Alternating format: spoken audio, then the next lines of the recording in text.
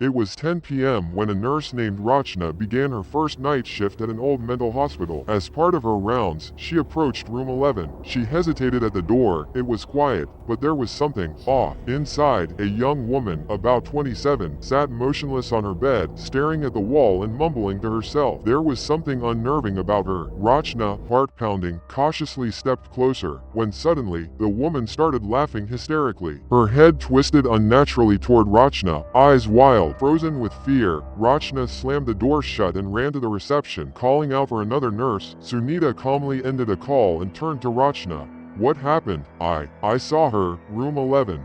She was laughing like crazy. Her neck, it twisted.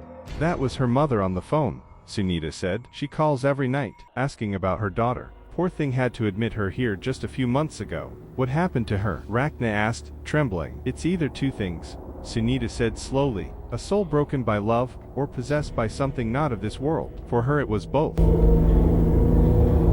Naina was a beautiful final-year engineering student, adored by every guy on campus. But she lived in a dream world, always fantasizing about a perfect prince. She refused every marriage proposal her parents brought her way, saying none matched her imaginary soulmate. Naina would often talk to herself, and laugh out loud. She wrote about her dream man in a diary, every little detail of how he should look, act, and love her. That diary was her most prized possession. On the night of her 27th birthday, Naina stayed up late, smiling and writing by her window. The next day, she took the diary to college. Her friends, including her best friend Nisha, and two newer friends, Ishan and Jayden, celebrated her birthday. But something happened. She received a call and accidentally left her diary in the library. Jayden found it and, seeing no one around, took it home. That night, he read every word. As he turned each page, his face darkened.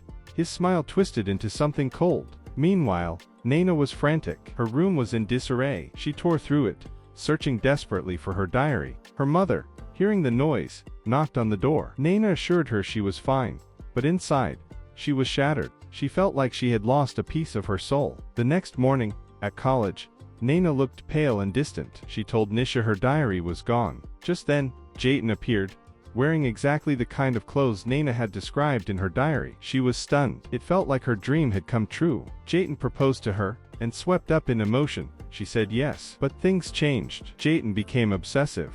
He didn't let anyone near her, not even Nisha. He attacked Ishan in a jealous rage. He started doing creepy things, like writing Naina's name all over his body with blood. He sent her love letters, also in blood. One day, Naina visited Jayden's home, and found her missing diary in his room. Alongside it were letters and pictures of other women. As she stared at the eerie display, an older man entered. Don't be scared, he said gently. I'm Kishore, Jayden's uncle. He explained that Jayden had no parents. They died in a car accident, leaving him deeply scarred. Since then, he'd been mentally unstable, obsessed with collecting beautiful and antique things. He treated people like objects, disposable once damaged. He doesn't understand feelings, Kishore said. Just beauty. And if something no longer pleases him, he gets rid of it. Naina looked around the house. It was full of strange, beautiful, old things. She opened a drawer filled with photos. One picture chilled her to the bone. It was of her. Her hands trembled. She ran home,